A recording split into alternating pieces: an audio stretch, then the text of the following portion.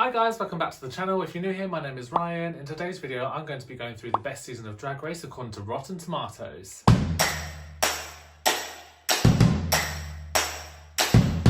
if you don't know what Rotten Tomatoes is, it is a website where film critics and audience members can basically critique a show or a film, and then it gets an average score overall from each critic and each audience member to give it an overall score. Does that make sense?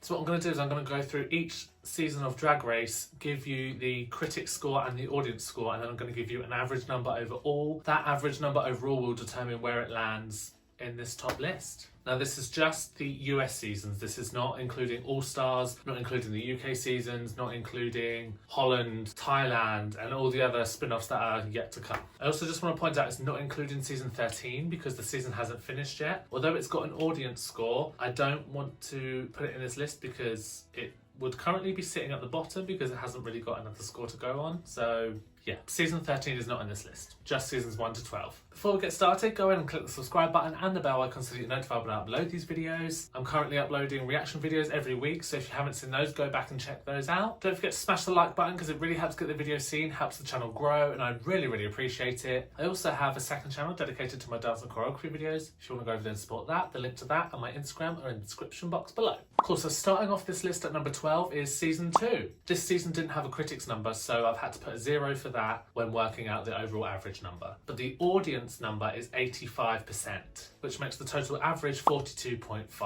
Next up is season 6, which I'm surprised about. It's become a fan favourite, but season 6 didn't have a critics number at all either. So just by going on the audience number of 89, which makes the average 44.5.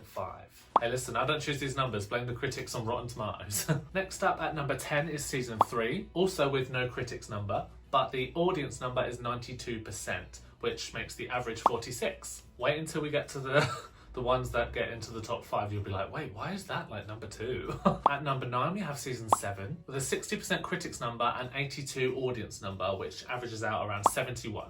Coming in at number 8, we have season 1 with a 75% critics number and 74% audience number, which averages out around 74.5. At number 7, we have season 12 with 100% fresh from the critics on Rotten Tomatoes. Wow. It also got a 60% audience rating, so that averages around 80. It's rated 100% fresh on Rotten Tomatoes.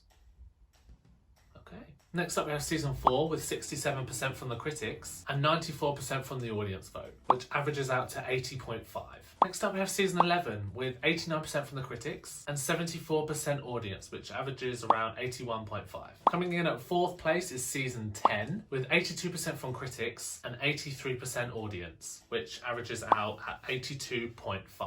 In 3rd place, we have season 5 with 80% from critics and 89% from the audience, which averages out at 84.5.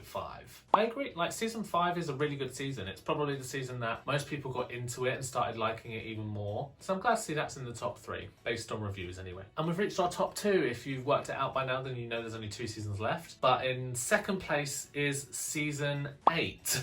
With 100% from critics and 83% from the audience, which averages 91.5. The fact that season 8 is rated 100% fresh on Rotten Tomatoes baffles me a little bit. In my personal opinion, I don't think it's one of the best seasons. So the fact that critics thought that it was is really strange to me. And in 1st place with 100% from the critics and 86% from the audience and an average of 93 is season 9. And I agree with this. Season 9 is one of my favourite seasons. It's got my favourite winner ever. I'm obsessed with Sasha Velour. Met her twice. I've got engaged in front of her. My fiance got down on one knee at a Sasha Velour meet and greet in front of everyone. It was insane. You can find the video on like Twitter and my Facebook and things like that. Even my Instagram, if you want to see that anyway. But yeah, so season 9 is the top rated season of RuPaul's Drag Race, not including All Stars and season 13. But yeah, what do you guys think about these? Did any of these surprise you? I'll put the list up here so that you can see which season placed where. Do you think some of these seasons don't belong in this position? Let me know in the comment section below. Don't forget to like the video, subscribe. I will be doing an All Stars version of this, and I'll do a UK one once we've got more seasons under our our belt, because there's no point picking which season's best out of 2 seasons. I've just recently announced a giveaway in my latest RuPaul's Drag Race UK reaction. If you want to go and enter that giveaway, go and watch the first 10 minutes of that video and you'll see it in there. Thank you so much for watching if you're still with me at the end, and I shall see you on the next one.